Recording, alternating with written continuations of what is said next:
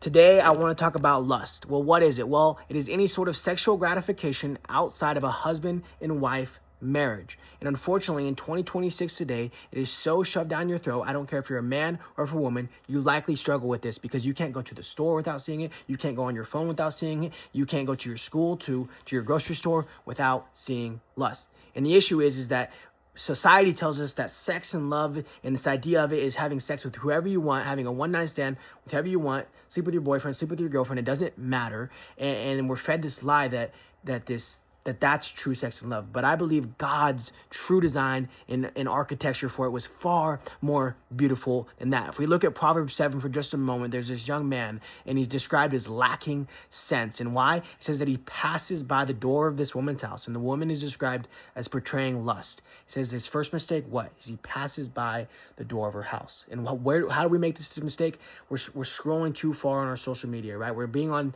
things we shouldn't watch. We're texting that guy that we know we shouldn't text. We're hanging out with our boyfriend or with our girlfriend and probably way too late in the night. That's what it says. He passes by late in the evening. And then that she allures him in with all these spices and aloes back in this day and these perfumes, and it looks appealing, right? Lust always looks appealing. It promises the world, but it takes so much, right? It promises to make you feel loved. It promises comfort. It promises to make you feel like someone cares about you. It promises instant gratification. But in the end, it leads to you feeling unloved, to you feeling unworthy. When that one night stand is over, when you break up with that girlfriend, when you break up with that boyfriend, when you just got done looking at that image, at the end, man, you feel broken. You feel, man, why did I do that?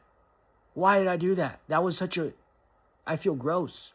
And that's where the devil wants you. He wants you to feel gross. He wants you to feel like, man, God could never love you.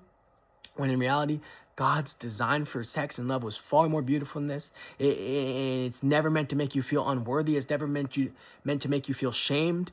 But unfortunately, the way it is today, it has become that because of the world. So we as Christians in 2026 have to be so proactive. I promise you, do it God's way. You're going to be far more happier. So if you have time tonight, read Proverbs chapter 7 and read James chapter 1, verse 14 if you have the chance. All right, God bless.